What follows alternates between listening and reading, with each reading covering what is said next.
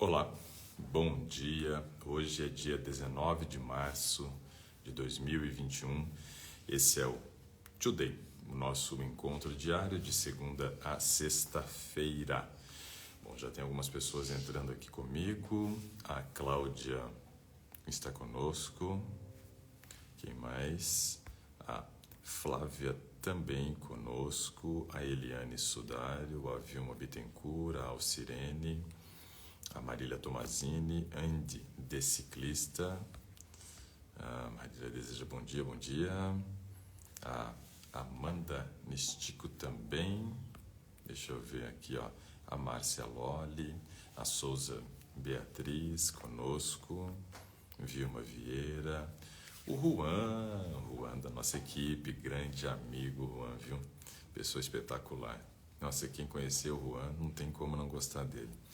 A Elonai Cardoso, a Lúcia Safira, a Larissa, a Virgínia Lopes, a Soneide Melo, a Michele Manfri conosco também, a Ivonete, diz que está sem som.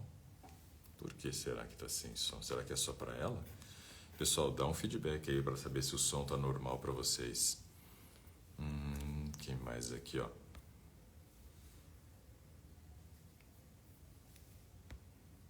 Deixa eu ver aqui, ó.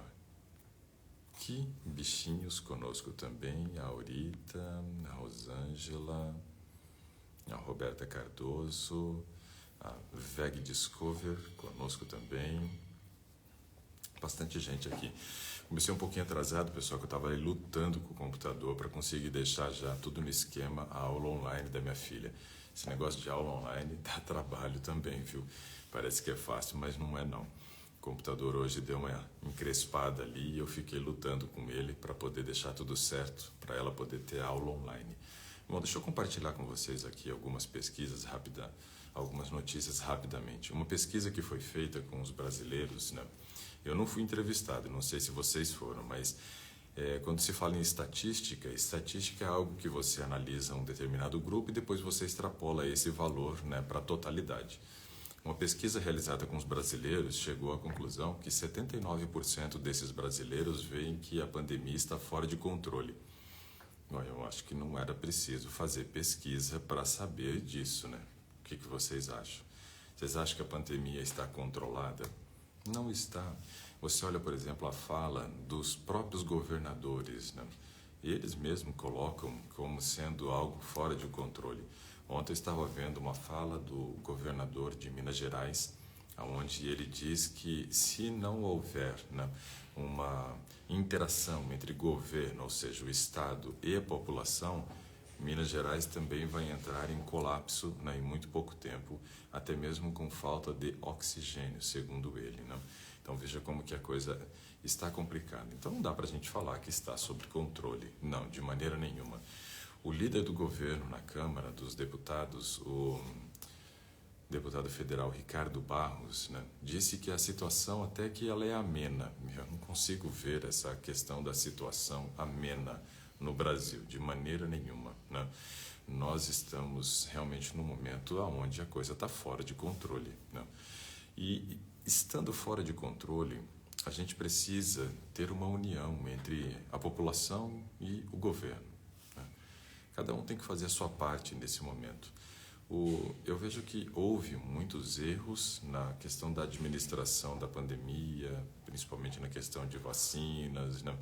Isso tudo por parte do governo, erros. Mas as pessoas também, né, são sacana demais, né? Porque simplesmente jogar a culpa só no governo também não é fácil, né? É fácil, quer dizer, mas não é fácil a gente observar o que a população tem feito, né? Poxa, aglomerações, né?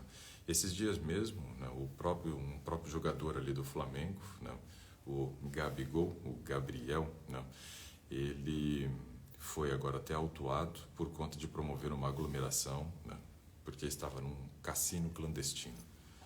Então é um negócio complicado. Um jogador de futebol, que é uma figura pública, que é uma pessoa que muitas vezes é idolatrada, né? Quanta molecada não pintou o cabelo aí meio de branco aí por causa dele também está com o cabelo branco. Então, assim, é uma pessoa que tem um impacto no comportamento de outras pessoas.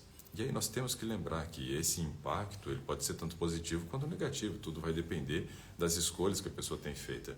E quando ela faz esse tipo de coisa, de promover aglomeração, ainda mais no cassino, ainda clandestino, né, uma festa que estava sendo organizada com jogatina, poxa, isso tudo acaba incentivando outras pessoas a seguirem o mesmo caminho. Então, assim, nós temos que entender que a culpa não é só do governo, a culpa é nossa também como indivíduo, né, como população, que muitas vezes não temos nenhum tipo de respeito. Bom, ontem nós também tivemos a morte de um senador, que foi o Major Olímpio, que há poucos dias atrás até também fez duras críticas ao governo com relação à questão da pandemia e veio ontem a falecer, teve morte cerebral confirmada, né? Hoje, às 10 horas da manhã, aqui em Brasília, nós temos também um enterro de uma pessoa que é um querido nosso, um amigo nosso, né, que faleceu por conta da Covid, um policial militar, né, e ele sargento, foram prestar uma ocorrência e todos que estavam no carro, né, ficaram acometidos pela Covid e, infelizmente, depois de vários dias de internamento, ele veio a falecer, teve morte cerebral também confirmada, né, por conta dos efeitos colaterais dos danos que esse vírus, né, gerou no seu organismo, né? Perdemos um amigo ontem. Então, assim, são coisas que nós precisamos ficar atentos. Essa doença ela tem matado. Nós estamos aí próximo a 288 mil mortos no Brasil.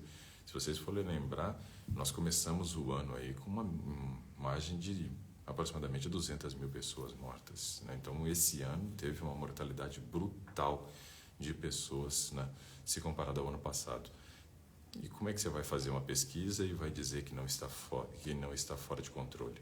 Está fora de controle, sim. Estamos vivendo um caos com relação a essa questão. E precisamos aí, né, fazer uma reflexão a respeito de tudo isso, né? O Brasil teve 2.659 mortes nas últimas 24 horas, né?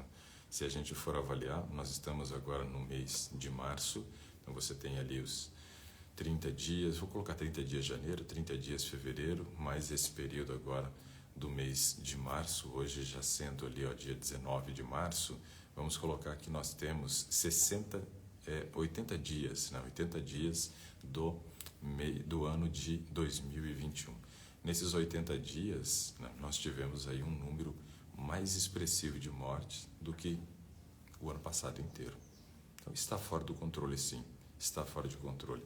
E aí nós temos que avaliar o que precisamos fazer. Cada um tem que fazer sua parte para que a gente, então, possa ter um controle dessa doença. Não tem como. Tem que ser assim. Cada um se comprometendo.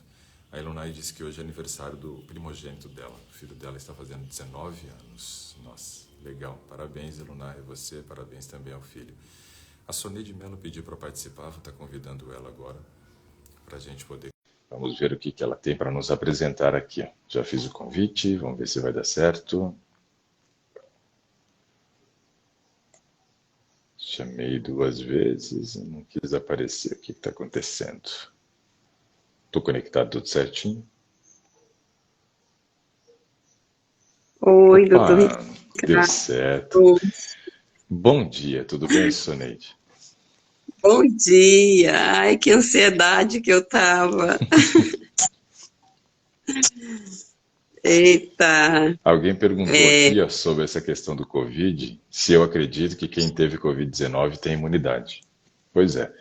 Tem uma pessoa nos Estados Unidos, por exemplo, que para ele, né, foi feita uma pesquisa específica, né? Uma pessoa americana, porque diz que ele desenvolveu super anticorpos contra a doença. Esse cara está imunizado, e ele está tão imunizado que está servindo agora como um modelo de pesquisa para saber o que pode ser feito, né, a respeito do caso dele para tentar ajudar as outras pessoas. Olha que coisa maluca, né? Ele conseguiu desenvolver anticorpos até contra as novas cepas, né, que surgiram depois da doença que ele teve. Então, esse é um negócio meio maluco, mas quem dera todos fossem assim, né? Mas não é. Tem muita gente que já teve uma reinfecção, teve pela segunda vez. Mas vamos lá, Soneide, você está falando de onde? De Brasília. Brasília, está aqui, então do meu ladinho. Estou aqui em Ponte Alta Norte. Legal, muito bem. Mora pertinho da casa do Weber, então, né? Isso, frequentamos juntos na mesma igreja. Que legal, bacana. E em que eu posso lhe ser útil hoje, Soneide? Olha, doutor Ricardo, eu tenho uma adolescente, assim, essa Uhum, semana eu orando pedindo a Deus, né? Orientação em relação a esse adolescente. É um neto de 14 anos uhum, que foi criado, nunca tomou vacina, nunca tomou remédio, nunca tomou injeção, uhum, nunca foi ao hospital, porque foi criado, eu criei ele desde pequenininho, nunca tomou leite. E aí foi criado assim totalmente vegetariano, né? Só comendo, só menos o ovo, né? uhum. E aí chegou na adolescência, ele tá é, com essa de querer fazer musculação, né? De ser musculoso. Então estou preocupada. Eu assim até mandei uma mensagem para a NET para ver se eu consegui uma consulta Uhum. com o senhor, acompanhá-lo para poder me orientar o que eu posso fazer para ele não desviar, né, desse ensinamento que ele teve desde criança, né, Sim. desde bebê. E aí eu estou desorientada porque ele como é que eu posso dizer? Quer ver É muito resultado ansioso, rápido, né? muito ansioso, tudo ele não consegue fixar, Hum, né? Tem uma meta, ele não consegue ali manter. E aí eu estou preocupada. É um menino inteligente, ele teve um acompanhamento agora com uma pedagoga. Na escola pediram os exames para ele para ver se ele era TDAH. Aí fiz o D300, a médica, o exame constatou que ele era TDAH, mas aí eu fui a fundo, pesquisei, estudei a respeito, e o ano passado a gente entrou com uma psicopedagoga, ela pediu alguns exames, por causa da pandemia ela não pôde acompanhar. E esse ano eu consegui uma psicopedagoga, acompanhou desde o início do ano, fez o acompanhamento e ela relatou que ele não tem nada de TPAH, estava tomando Ritalina, era uma luta para tomar essa Ritalina, eu não queria dar Ritalina para ele, ele também não queria tomar, e, no entanto, foi diagnosticado que ele não tem nada de TDAH. Ele é, é, é muito inteligente, pega as coisas muito rápido, mas é muito ansioso. E eu queria ver se tem como reverter isso na alimentação, né? certo. E a Uhum. minha preocupação é essa. Tá. Aí Vamos eu conversar veio, sobre. veio você na minha mente, né? Porque Vamos, ele te acompanha, ele vê que eu te acompanho de muito tempo, e aí eu falei assim, eu preciso de alguém que oriente ele, entendeu? Que acompanhe ele para ajudar ele nesse distúrbio de ansiedade. vamos conversar sobre isso. Isso é legal. Bom, vou responder duas perguntas rápidas aqui, ó, que fizeram, que eu achei bem interessante aqui e não posso deixar sem resposta. Ó, a Ivonete diz assim, ó, doutor, eu vou começar a frequentar a academia pós-Covid. Tem algum risco? Então, Ivonete, nem todas as pessoas elas criam anticorpos suficientes para evitar uma nova doença, ou seja, pode ser que você tenha sim uma reinfecção. Então você precisa manter todos os cuidados, uso de máscara, um álcool em gel na hora que vai trocar de um aparelho para o outro, né? Então faça o máximo possível para que você, né, não tenha novamente a doença, porque pode ter sim, algumas pessoas têm essa possibilidade da reinfecção, outros criam anticorpos. A única forma de saber é você fazendo uma sorologia, onde você vai avaliar IgM e IgG para saber se você tem anticorpos suficientes para evitar a doença. E depois aqui a Claudineide fala a respeito de uma fórmula que foi postado dentro dos nossos grupos que o pessoal pediu para queda de cabelo. Claro que não funciona para todo mundo, que se funcionasse eu estava cheio de cabelo na cabeça. Né? Tudo vai depender do motivo da queda de cabelo. Se for uma queda de cabelo que não tenha relação com alopecia androgenética, que é o meu caso, a fórmula funciona e não há necessidade de fazer exames bioquímicos antes de seguir, né, a orientação do que está escrito lá na fórmula. Pode mandar manipular, pode tomar, mesmo sem fazer uso sem fazer uma medicação. E TDAH, tem gente perguntando o que que é. É um déficit de atenção, né, com transtorno de hiperatividade. É isso que quer dizer a doença, né?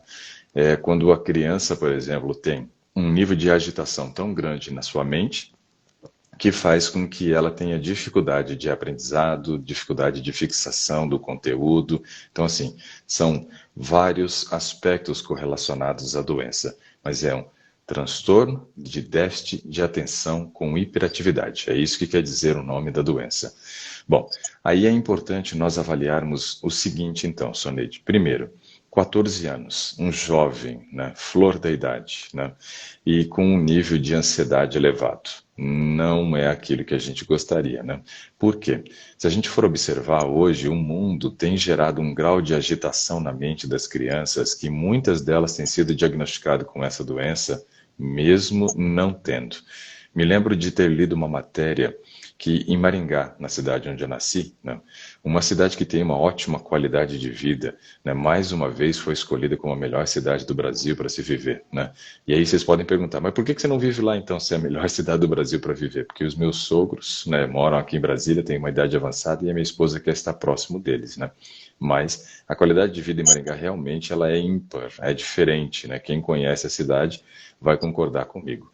E aí, no caso, essa matéria fez uma referência que me levou, assim, a uma reflexão muito grande a respeito dessa questão. Por quê? Lá em Maringá foi diagnosticado que 40% das crianças da rede pública faziam uso de Ritalina. O que é a Ritalina?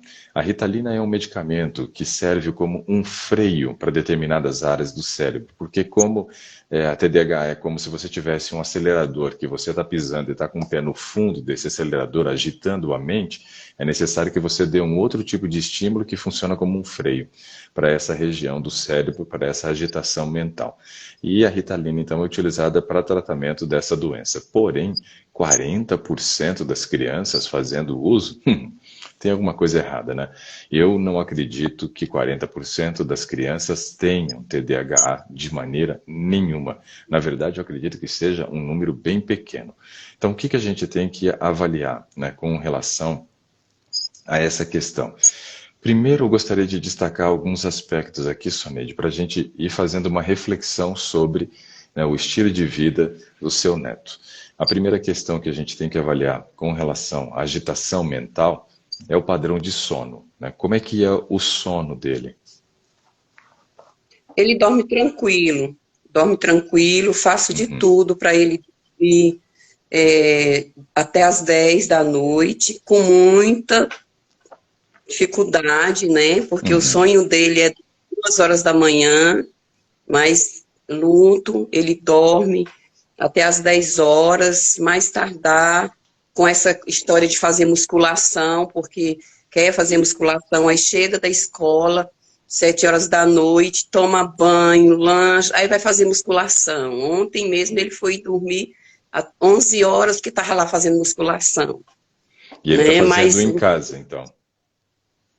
os exercícios que ele tira aí da internet, que ele fica vendo, né? E aí inventa em casa, né? Mas o sono dele é tranquilo, dorme bem. Uhum, Como ele estuda da tarde, ele dorme até às 9, certo. né? E Bem tranquilo. é importante o seguinte, que mesmo estudando à tarde, se tem uma rotina de acordar cedo. Né? Isso é uma opção bem interessante. Por quê? Já começamos, já começamos aí com um problema, então. Não é nem o horário que dorme, mas o horário que acorda. E eu vou explicar um motivo aqui. Ó.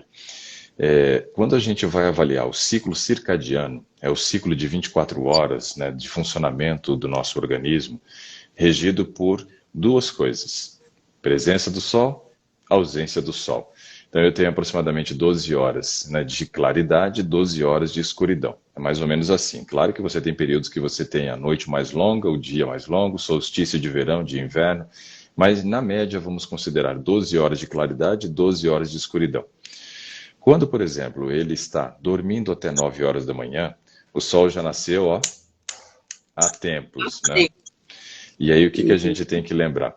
Que o contato com a luz do sol pela manhã estimula a produção de um hormônio no nosso organismo chamado serotonina. Esse hormônio serotonina, 5% dele é produzido no cérebro, 95% dele é produzido no intestino. A serotonina é um hormônio da felicidade, ou seja, para controle de ansiedade, é a serotonina quem manda. Por quê?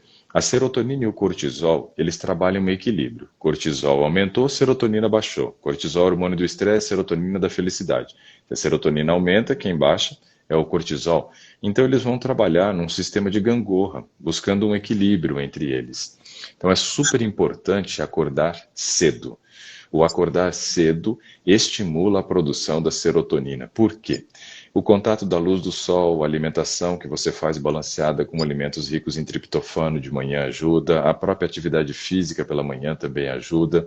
E aí a gente deve lembrar que 9 horas da manhã, entre 9 e 10 da manhã, nós temos um pico de cortisol. Ou seja, qual é a chance que eu tenho de produzir muita serotonina? Da hora que eu acordo até as 9 da manhã. Porque depois que eu tenho esse pico de cortisol, minha taxa de produção de serotonina cai bastante. Então, quando você fala que ele tem a mente muito agitada, quando você diz que ele é muito ansioso, talvez, né, nós conseguiríamos controlar essa situação acordando mais cedo. E ao invés dele fazer, por exemplo, a atividade física dele no período da noite, fazer a atividade física dele no período da manhã. Por quê? A atividade física junto com o sol da manhã e uma alimentação balanceada estimula mais ainda a produção de serotonina. Ou seja, ajudaria muito no controle dessa agitação mental, desse nível de ansiedade. Eu, por exemplo, tendo paciente que está ansioso, depressivo, ou um paciente que seja muito estressado, minha primeira sugestão é durma cedo, acorde cedo, né, com relação ao sono. Então, eu não vejo problema no horário que ele tem dormido por volta de 10 horas. A questão é quanto tempo ele tem ficado na cama depois que o sol nasce. Só que nós sabemos que adolescente, 14 anos, está numa fase de estirão de crescimento, a necessidade de horas de sono deles geralmente aumentam. Então, o problema não está dormir 10 horas, o problema é a fase que ele está vivendo da adolescência, que se dorme muito mesmo. Dorme geralmente aí mais de 9 horas, ou seja, o adolescente ele é um grande dormidor. Com relação ao sono, a gente divide em 3 estágios: pequeno, médio e grande dormidor. O pequeno se satisfaz entre 5 até 7 horas de sono. Esse é o pequeno dormidor. O médio vai ser de 7 a 9 horas de sono. E o grande dormidor de 9 a 12 horas. Quase todo adolescente é um grande dormidor. Então a questão é dormir cedo. 10 horas não seria um horário ruim se ele estivesse em outra fase da vida. Agora, na fase da adolescência, o ideal é que se durma mais cedo, por volta de 9 horas, para que ele consiga dormir pelo menos talvez até umas 7 da manhã, e aí nós tenhamos umas 10 horas de sono, que ficaria dentro dessa faixa etária do grande dormidor, conseguiria realizar todos os processos que devem ser realizados, tanto no primeiro quanto no segundo tempo de sono, mas daria a oportunidade de ele acordar antes das 9 da manhã, fazer uma refeição que contém alimentos que têm triptofano, daqui a pouco eu vou falar sobre isso, tem o contato visual com a luz do sol e ainda pudesse fazer uma atividade física antes das 9. Então, essa seria a primeira recomendação, para que a gente diminua esse grau de agitação mental dele e que a gente também possa gerar os estímulos para ganho de massa magra que ele tanto deseja. Por quê? Fazer atividade física de musculação à noite não tem o mesmo aproveitamento do que fazer atividade física de musculação pela manhã. É diferente. Eu tive um paciente, né, japonês, né, já tinha uma composição corporal, né, de muita massa magra, ou seja, já era bem forte, muito musculoso, mas ainda queria aumentar a massa magra. Quando eu comecei a fazer o tratamento dele, ele fazia musculação à noite. E conversando com ele, eu indiquei que ele fizesse a musculação pela manhã. Os estudos têm mostrado que quando você faz atividade física de musculação pela manhã, você está com o corpo descansado e a tendência é que você consiga resistir durante mais tempo, ou seja, fazer uma musculação com alto rendimento por mais tempo, além do que tem a possibilidade também de, ao fazer por mais tempo, você resistir a uma carga maior, o que gera estímulos hipertróficos melhores pela manhã do que pela noite. Então isso daí é pesquisa científica. E apresentei isso para o meu paciente na época, e ele disse para mim: eu não consigo fazer musculação de manhã, eu só consigo fazer musculação à noite. E tratamos dele durante um ano inteiro, e ele ganhou 4 quilos de massa magra naquele ano. Ou seja, teve um aumento de massa magra, que era o desejo, mas 4 quilos. Quando chegou no final do ano, ele teve um problema lá na faculdade, e no ano seguinte ele precisou fazer musculação pela manhã, que aí ele teve monitorias à noite, não dava mais para fazer musculação à noite. Começou a fazer musculação de manhã, Soneide. Olha só o que aconteceu. O que aconteceu foi que em 6 meses ele ganhou os mesmos 4 quilos de massa magra que ele havia ganho em um ano, né, no ano anterior. Ou seja, ele já tinha ganho 4 quilos, já estava bem próximo do limite máximo de ganho de massa magra, talvez, e ainda assim conseguiu ter um resultado que foi os mesmos 4 quilos em metade do tempo. Então a musculação pela manhã, se couber, né, dentro da rotina das pessoas, seria o horário mais indicado. Seria o horário mais indicado.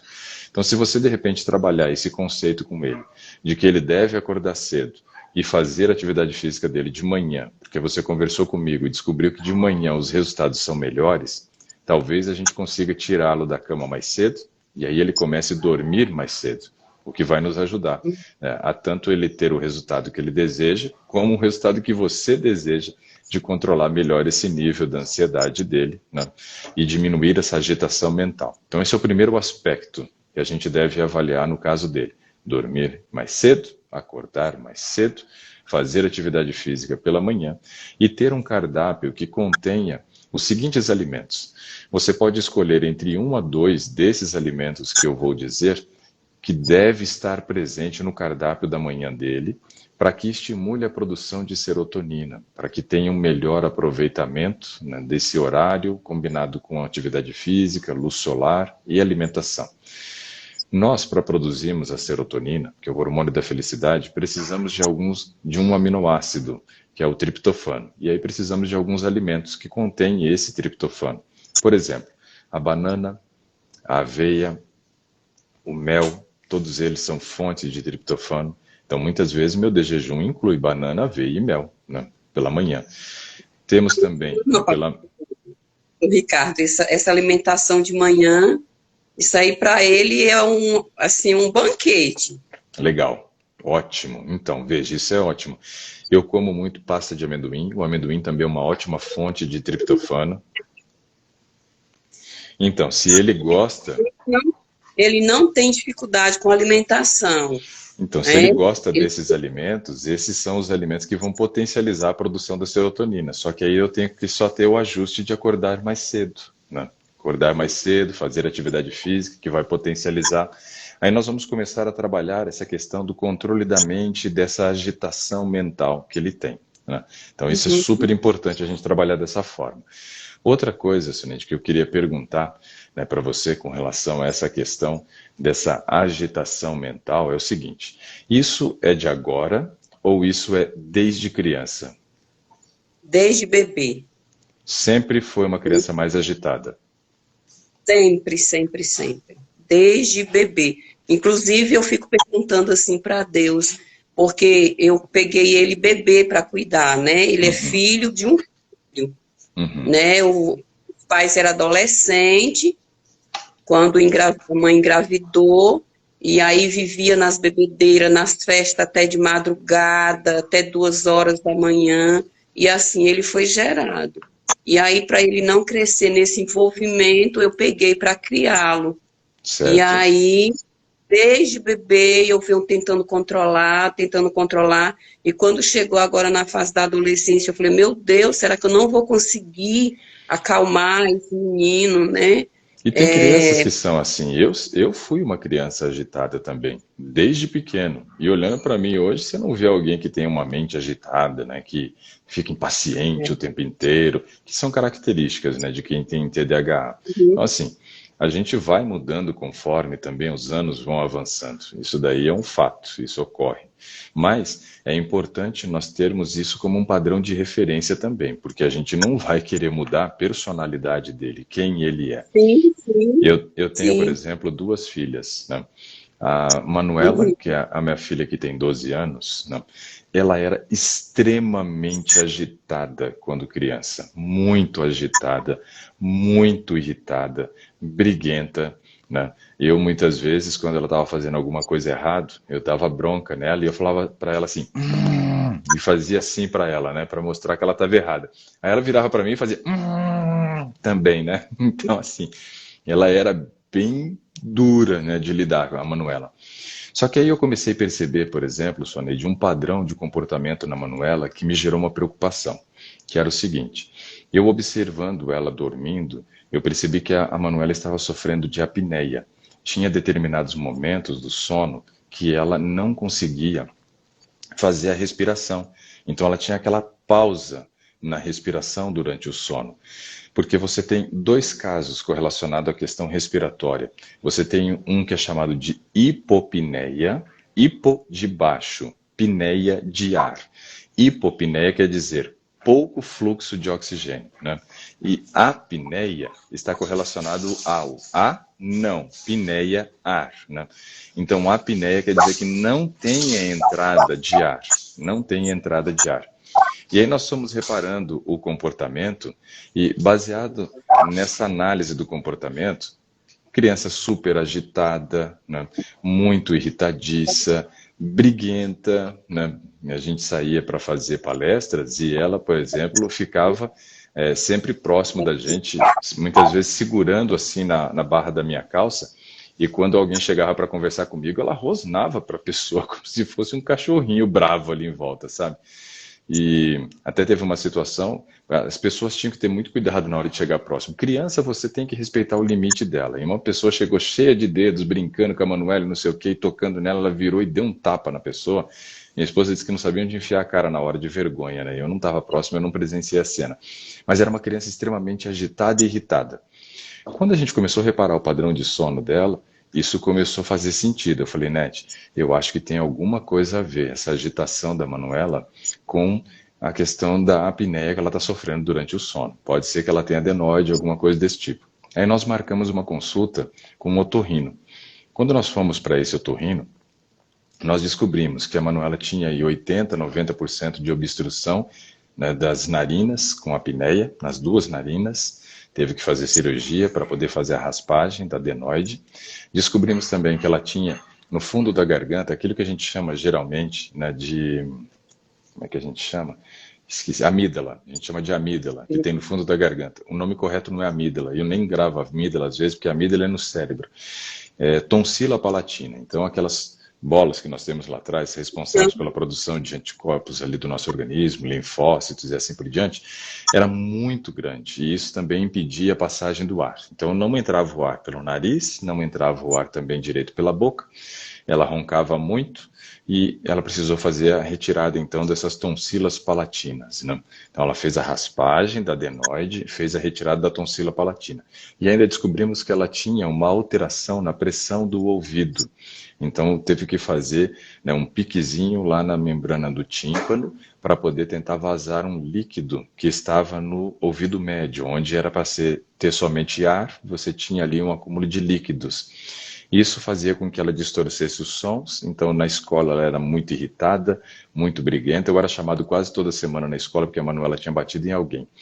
Então, assim, era uma criança que tinha um grau de agitação e estavam querendo classificá-la como TDAH. Veja, não tinha nada de TDAH. Na verdade, tinha alguns pequenos problemas físicos que foi resolvido numa cirurgia. Depois que foi feito isso, a Manuela virou um doce de criança, né? Ela hoje é super tranquila, né? Ela é muito carinhosa, não tem mais nada a ver com a Manuela que era antes. Então eram problemas físicos que precisou corrigir. Então veja que cada criança, a gente tem que tentar analisar o caso para tentar descobrir. No seu neto eu não posso dizer que tenha esses mesmos problemas, mas vale a pena essa investigação também. Por quê?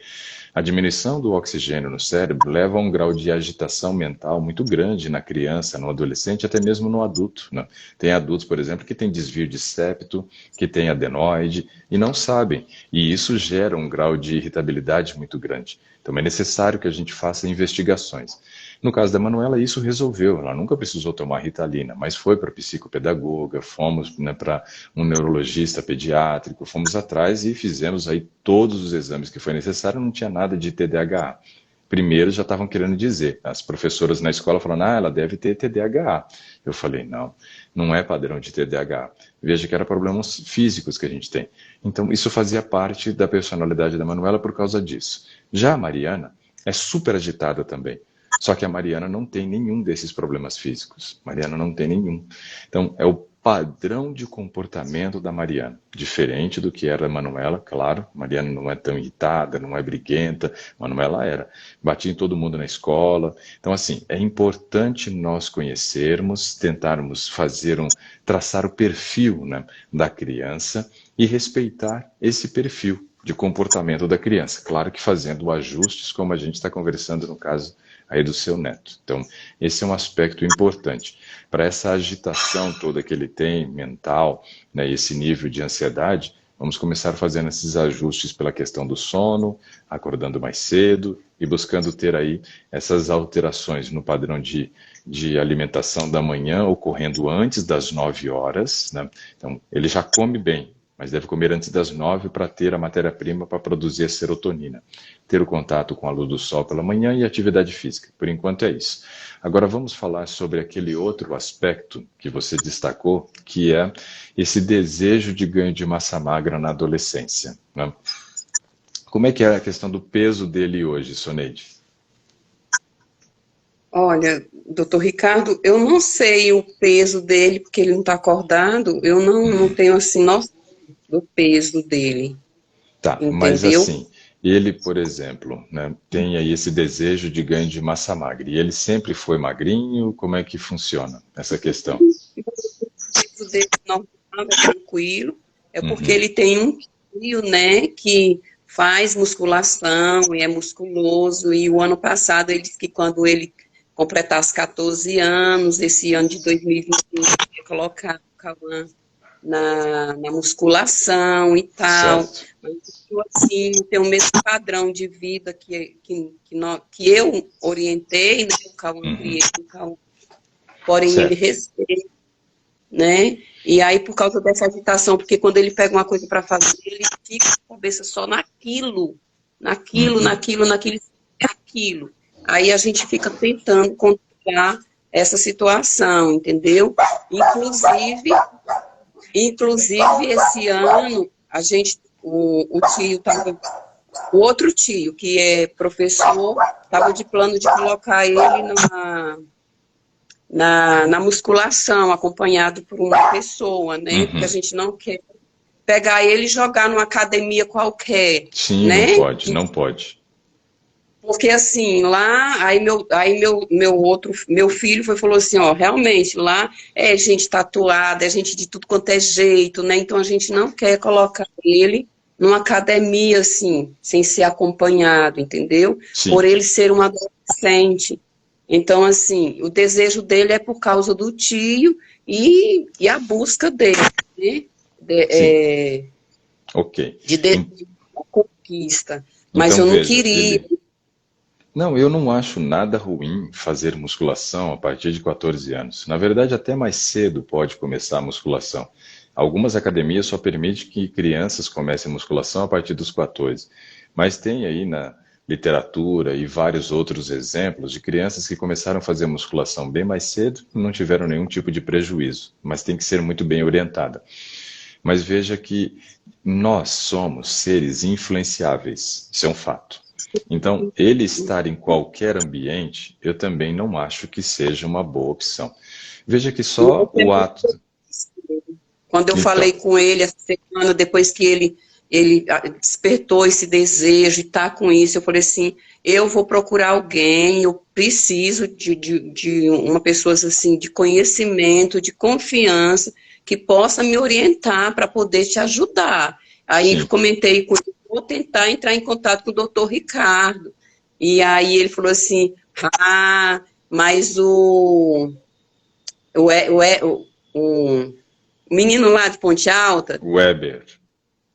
falou assim, porque ele faz parte da mídia também, né, lá em Ponte Alta, aí ele Uhum. falou assim, falou que é muito difícil conseguir consulta com o doutor Ricardo.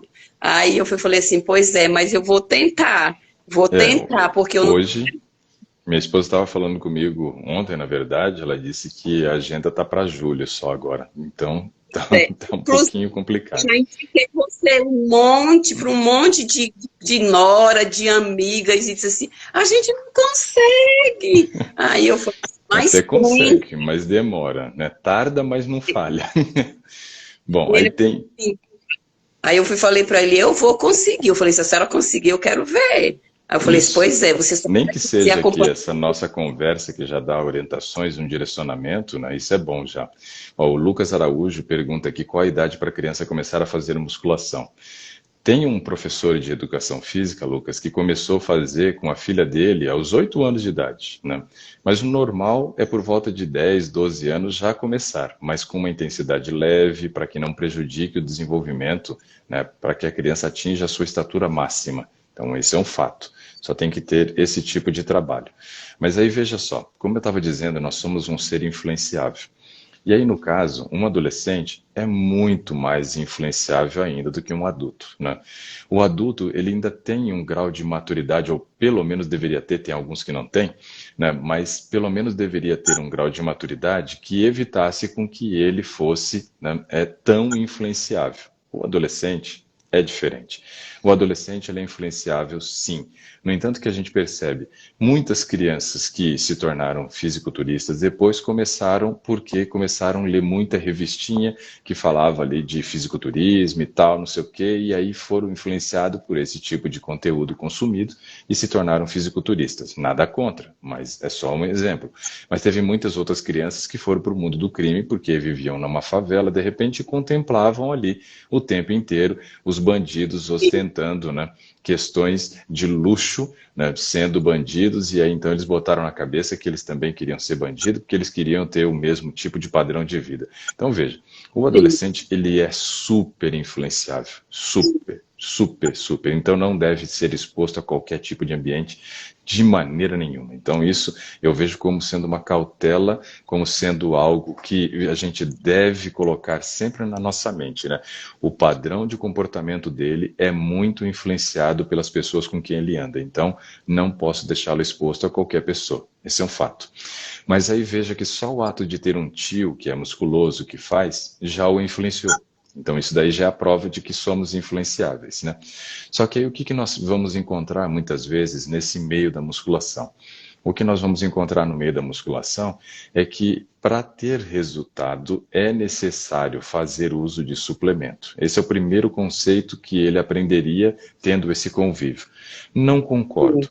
Nem todas as pessoas precisam de suplemento para ter resultados com musculação. Obviamente que algumas precisam. Eu, por exemplo, sou um caso desses que preciso, por dois motivos. Primeiro, porque tenho uma alimentação vegetariana. E na alimentação vegetariana nós conseguimos suprir a nossa necessidade de proteína. Mas nem sempre conseguimos oferecer uma quantidade suficiente de proteína para que haja sobra para construção de massa magra. Então, eu, por exemplo, hoje, para conseguir ter sobra de proteína, teria que comer uma quantidade gigantesca de comida que não dou conta. Não tenho condições de comer tudo isso. Tenho somente um estômago e ele nem é tão grande assim para caber tudo que eu preciso, né? Então, hoje eu precisaria comer entre 3.500 a 4.000 calorias para que eu conseguisse ganhar músculo sem fazer uso de suplemento. De 3.500 a 4.000.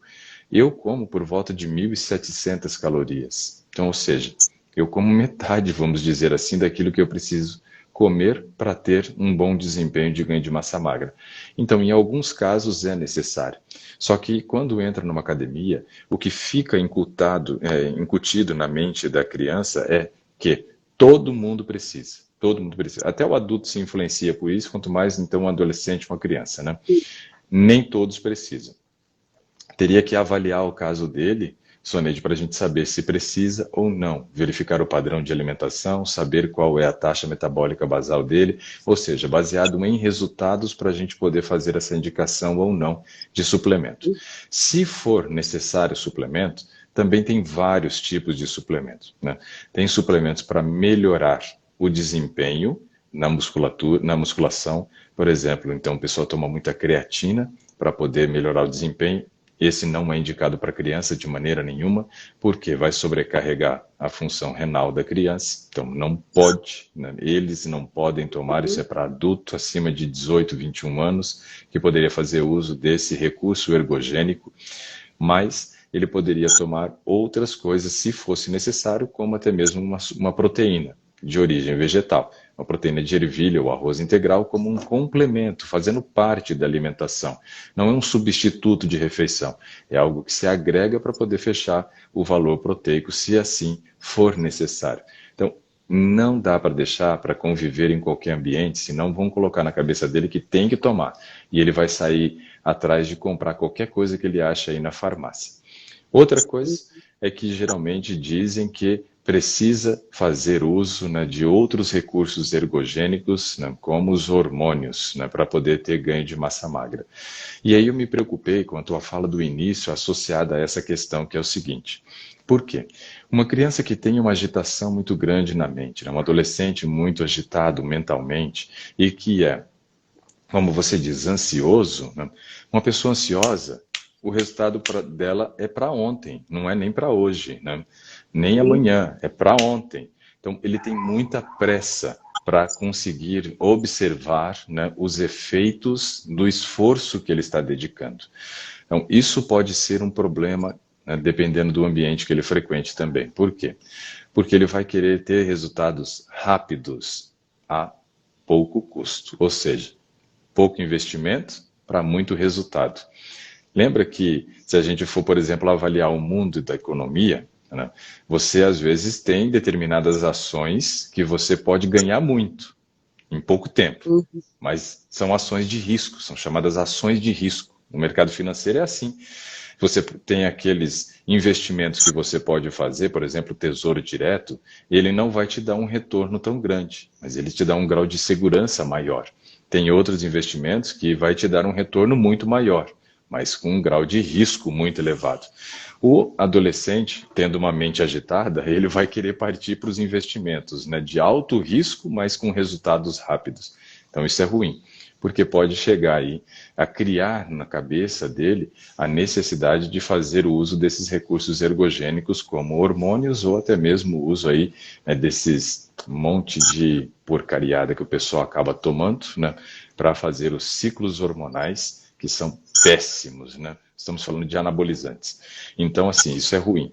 Então, não acho que ele deva frequentar qualquer ambiente. Se for fazer realmente um exercício voltado para o ganho de massa magra, deveria ter um profissional que o acompanhasse fora do ambiente de academia, né, que tivesse, por exemplo, os pesos para usar em casa, com 14 anos, com o próprio peso do corpo e alguns poucos aparelhos, você conseguiria ter um ótimo resultado sem a necessidade de ir para uma academia, para não frequentar esse ambiente e não ser influenciado, né, ter uma mente que vá sendo conduzida para essa necessidade. Tem que fazer ajustes alimentares baseado na intensidade de atividade física que ele vai fazer. Então, isso é super importante, né? Saber que ele vai ter que comer agora, não voltado somente para manutenção, para ter vida, mas para ter desempenho. Então, para ter desempenho, eu tenho ajustes que tem que ser feitos. E esses ajustes, eles são baseados em algumas informações importantes. Preciso saber como que está o perfil bioquímico dele, saber se não tem uma anemia, saber como é que está o histórico de proteína total e frações dele, né, saber como é que está o índice de produção de insulina, glicose, de jejum, ou seja, informações bioquímicas que trariam a possibilidade de fazer alguns ajustes para melhorar o desempenho, mas sem a necessidade de fazer uso aí de suplemento. Descobrir também como é que é a percentual de massa magra e gorda para determinar taxa metabólica basal e aí fazer, né, uma indicação de alimentação baseado nessas informações, sabendo se precisa ou não incluir algum tipo de suplemento para poder fechar as necessidades. Então veja que a gente precisa de informações, aumentar o leque de informações para poder fazer uma prescrição correta. Mas o que eu posso deixar como informação é que deve ser feito fora do ambiente de academia para não ser influenciado nesse momento, né? Porque se fosse, por exemplo, com o pai diria, ó, isso aqui está errado, isso aqui está certo. E a palavra do pai se torna muitas vezes a lei, né, para o adolescente. Não para os rebeldes, né? Mas geralmente sim. Então, não indo, né, com o pai para a academia, eu não vejo que o ambiente seria a melhor opção. Trazer um profissional que possa orientá-lo é mais interessante, para não ter a contaminação com todas essas questões que a gente colocou. Fazer o ajuste ali no horário de sono e no horário de acordar, acho que isso é super importante para diminuir a agitação mental e também vai trazer um resultado para ganho de massa magra menor. Por quê? Quanto mais tarde ele dorme, menos ele aproveita o primeiro tempo de sono, que é o momento onde você vai produzir o GH, que é o hormônio do crescimento, que seria um exame também que seria incluído tanto o GH quanto a testosterona, para que a gente soubesse como estão os níveis desses dois hormônios que são fundamentais para o ganho de massa magra, né? Fazer, né, uma refeição pela manhã que ajude a diminuir a agitação mental, trabalhar a questão da musculação em casa, mas de manhã, não à noite, porque o desempenho é melhor, e fazer os exames bioquímicos para que a gente pudesse dar uma orientação ajustada à necessidade dele, para saber. Mas pelo menos você já fica aí com algumas informações hoje, Soneide, para poder direcioná-lo, para dizer, olha, conversei lá com o Ricardo e ele me disse que você deve dormir mais cedo, acordar mais cedo, porque é durante a noite que você vai produzir o GH, que é o hormônio que vai te ajudar a ganhar músculo. Se você falar desse jeito, sua chance de convencimento para ele dormir mais cedo é muito maior. E aí você pode falar para ele do caso do meu paciente, que teve muito mais resultado para ganho de massa magra fazendo atividade física de manhã do que à noite, porque à noite o corpo já está cansado e o grau de resistência para o exercício é menor. O grau de resistência para o exercício é menor. Então, fazendo esse tipo de conversa, colocando pontos que vão dizer para ele, na cabeça dele assim, poxa, eu vou melhorar se eu fizer isso, né? Então, isso vai te ajudar a ter um grau de convencimento muito maior, Soneide, do que simplesmente chegar e dizer assim, ó, você tem que dormir mais cedo. Não faz sentido na cabeça dele. Eu vou colocar ele para assistir. Ele sempre me acompanha. Legal. Então, fala para ele assistir e isso daí fica como informações, porque realmente esses pequenos ajustes vão melhorar muito o desempenho para ele.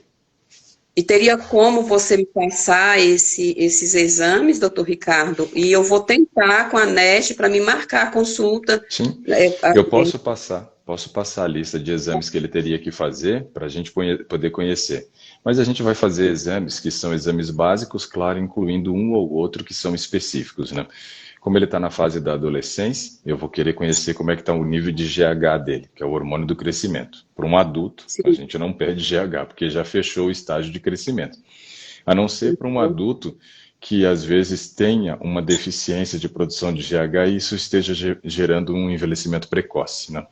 Hoje tem muita gente que tem usado a GH como, entre aspas, sendo o hormônio da longevidade, a fonte da juventude, né? Então tem um povo tomando GH aí quando fica velhinho também, para poder manter, né? Tentar ficar mais novinho, né? Digamos assim. Mas GH geralmente a gente não pede para adulto. Agora, para um adolescente, me interesso muito pelo resultado disso. Saber o nível de testosterona dele, fundamental, que é um hormônio sexual, que nessa fase geralmente deve estar muito alta, porque está no desenvolvimento físico, então ele vai ter uma testosterona elevada, e é importante essa testosterona, porque sem ela não tem ganho de massa magra não. Senão você tem que dedicar muito esforço para um resultado muito pequeno. Por isso que eu falo para muitas mulheres, depois que chegam na menopausa, faz exame de testosterona. Por quê? Tem muita mulher que chega na menopausa e fala, não emagreço mais, né? Não consigo mais emagrecer, faço dieta e não emagreço. Falei, dá uma avaliada na testosterona, se a testosterona estiver baixa, corrige, aí você vai conseguir melhorar o desempenho de ganho de massa magra e vai conseguir reduzir o peso. Então, é tudo isso que a gente precisa levar em consideração. Também, né, o estado nutricional dele a gente avalia através de glicose, né, de jejum, insulina, que a gente vai utilizar, e hemoglobina glicada. Perfil lipídico, triglicerídeo, colesterol total e frações, HDL, VLDL e o LDL. Também precisamos de proteína total e frações, vitamina B12, vitamina D, são exames fundamentais, né? Preciso do hemograma completo, ferro sérico, ferritina, ácido fólico. Então, são esses os exames, mas eu posso passar tudo escritinho para você, né? Para a gente poder já adiantar. Tá.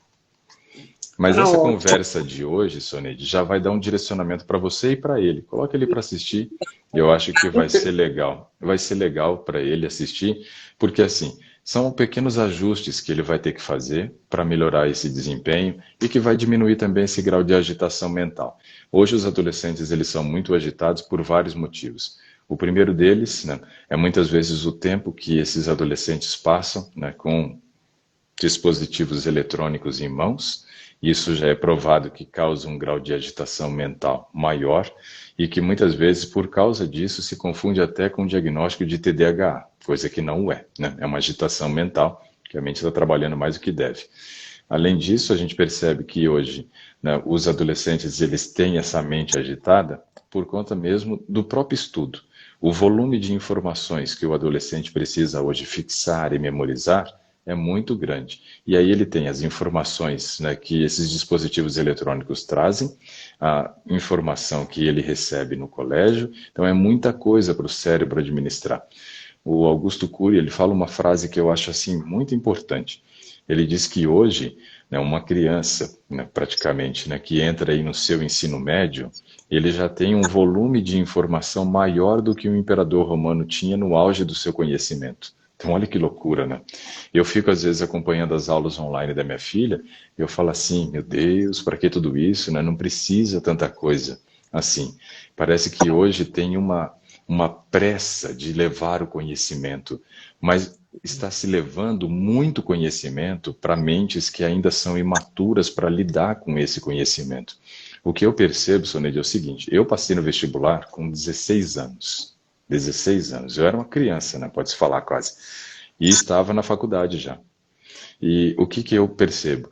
Quando eu fui fazer minha segunda faculdade, eu fui muito bem na primeira. Eu terminei ali entre os 10 melhores alunos, né, na faculdade de zootecnia. Sou o mais novo formando da faculdade de zootecnia lá de Maringá. Né? Ninguém se formou mais novo do que eu lá. E, além disso, se formar muito novo não é muitas vezes uma vantagem, né? Porque o grau de maturidade que você tem para poder lidar com todas as situações é menor. É menor. Então, o que que aconteceu? Terminei a faculdade, fui fazer o mestrado, estava fazendo mestrado, já com um caminho já bem consolidado para fazer o doutorado, desisti e fui fazer nutrição, que é o que eu sempre quis, né?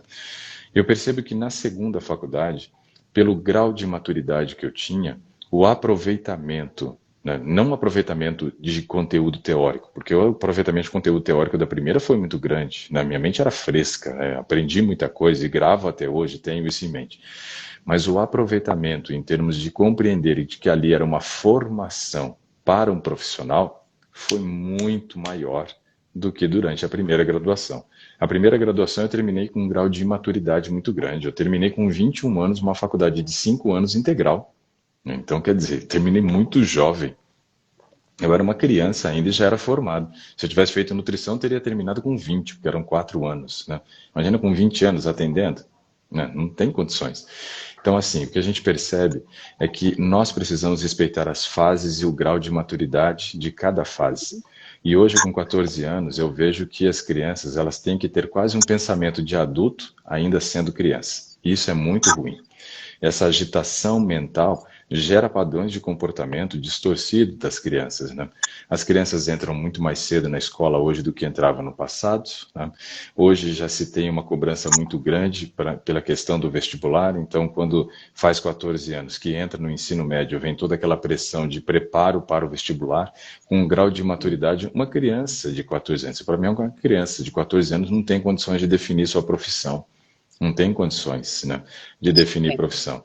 As minhas filhas já passaram por pelo menos umas 10 profissões, né? Estão com 12 anos aí, a Manuela, por exemplo. Ela já quis ser médica, depois já quis ser nutricionista igual o pai, agora ela está querendo ser arquiteta. Então, assim, né, cada vez vai mudando. Então, você tem uma chance muito grande de errar. E aí, quando erra, vem a frustração de repente ter que abandonar no meio, descobrindo que não era aquilo que queria, né? Ou então se forma com um grau de maturidade muito grande, é um profissional que ainda não tem casco, né, para poder ir para o mercado de trabalho, aguentar as cobranças, aí quando vem agitação mental, ansiedade, depressão. Então a gente tem muitos profissionais jovens que ou estão fora do mercado ou estão no mercado doentes, né? Por causa dessas imaturidades, né, que ainda não tinham condições de estar lidando com situações como essa. Então a gente tem que respeitar cada fase da vida.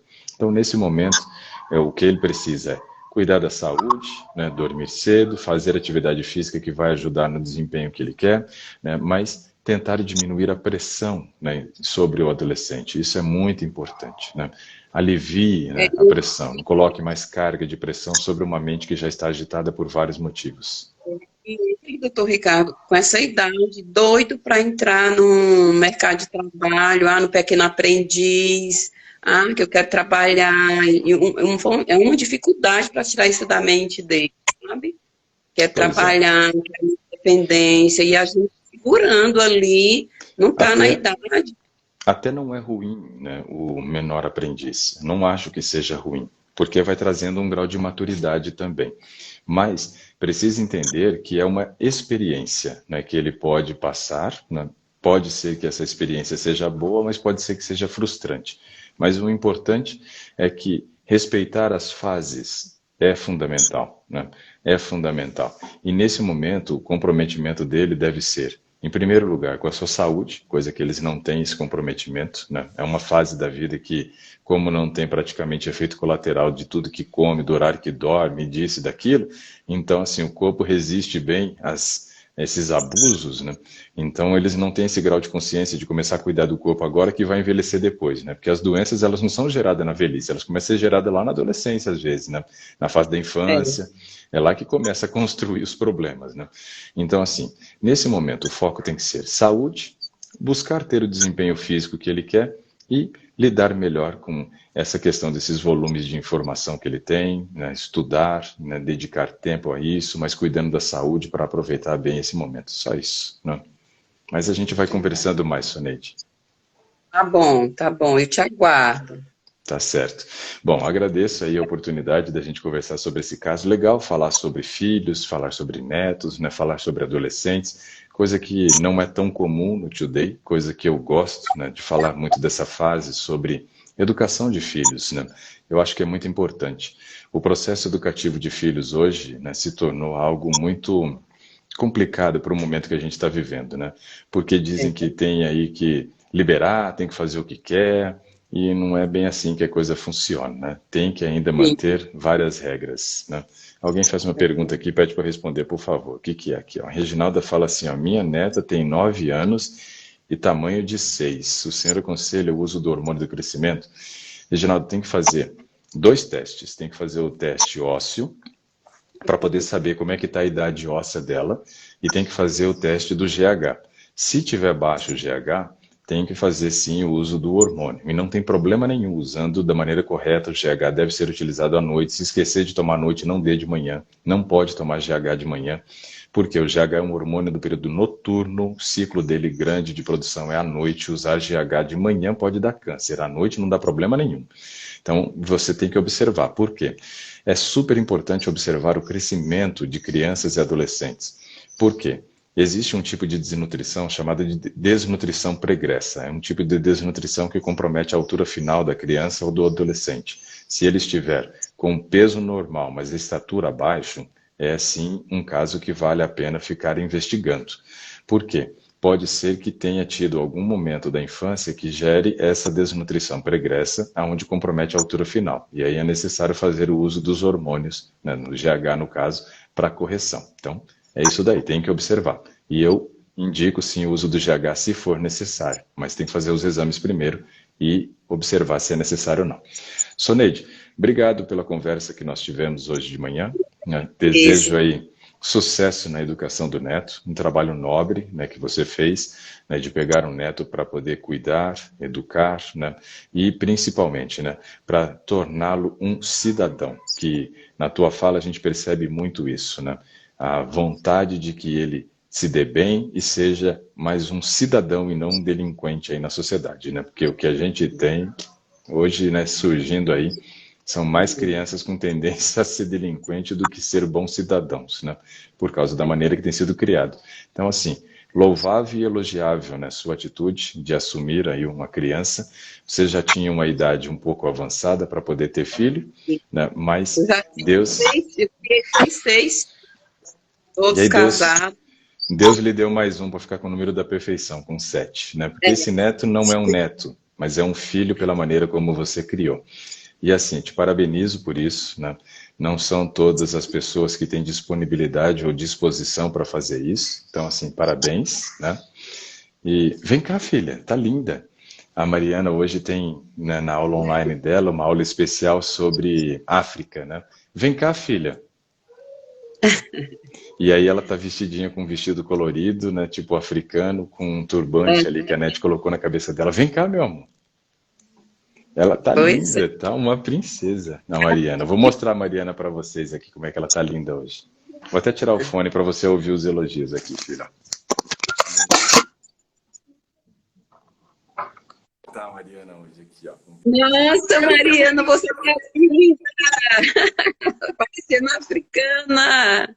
Princesa. Eita, essa é a caçula. Essa é. Mariana tem 9 anos.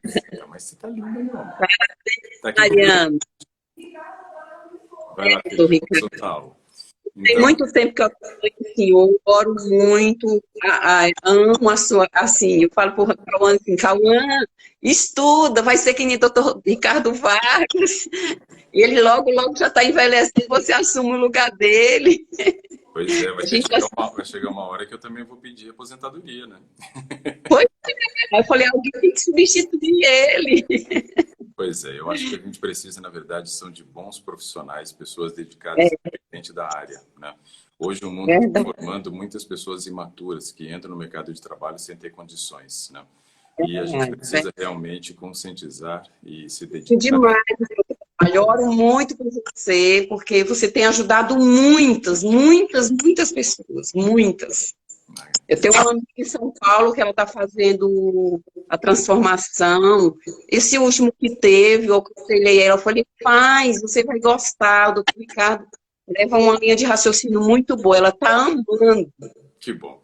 O programa Transformação Vital foi, assim, uma dedicação de uma vida quase. Foram 7 anos para poder desenvolver toda a metodologia, né? Mas os resultados que Uhum. a gente tem tido também, Soneide, assim, é tão gratificante que a gente fica emocionado quando a gente escuta dos alunos ali os resultados, né? Eu tenho esse domingo É, agora o último encontro com essa minha última turma que foi lançado. E eu estava pensando em fazer o lançamento da próxima turma nossa do Transformação agora em abril. Acho que não, vou lançar somente em maio. Em abril quero fazer uma semana, na verdade uma semana não, talvez 8 encontros, né? Todos gratuitos à noite, uma série nova que a gente vai fazer no mês de abril. Não estou bolando aqui a data direitinho, ajustando as coisas, mas a gente quer fazer um programa aí de 8 encontros falando sobre saúde, questões, né, que são pertinentes para o momento que a gente está vivendo. Então, assim, aguarde, sim, pessoal, tem novidade aí, tá bom? Soneide, um muito bom. bom dia para você, pessoal. Gratidão por todos vocês que estiveram aqui conosco também. Fala para o médico marcar minha consulta. Tá bom, vou falar. E eu vou deixar só um recado para vocês. Nós lançamos o nosso curso, né, o Transformação, ou Gastronomia Vital Detox, essa semana. As inscrições estão abertas até hoje, às 18 horas, no valor promocional. O valor do programa ele é 497 e foi lançado nessa semana por 247. Então, quem tiver o interesse, eu vou colocar no meu Instagram e também será postado o link para você ter acesso à página onde você pode fazer a aquisição do programa e vir fazer parte aí da família Gastronomia Vital, tá bom? Todas as informações vão estar lá nesse site, nós vamos colocar o link, mas hoje até às 18 horas está nesse valor promocional de 247. A partir de amanhã, ele vai para 497, que é o valor original do programa, tá bom? Então, conto aí com vocês, né? Para poderem fazer parte também desse nosso trabalho que a gente tem feito aí dos cursos de gastronomia, esse voltado para detox, para quem precisa da detoxificação, para começar a experimentar a reversão de doenças como obesidade, diabetes, hipertensão e outras. Eu tenho uma nora que ela tem depressão e toma remédio há muito tempo. Ela fala de fazer um detox, resolveria para ela, ela tem problemas sérios. De depressão? Depressão profunda, de dar surto, já deu 2 surtos, de Ajuda quase bastante. simultâneo.